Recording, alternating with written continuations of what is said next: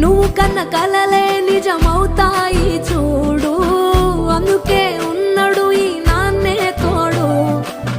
దశరథ మహారాజే నాన్నై పుట్టాడు, నువ్వు రాముడంత ఎదగరనేడు.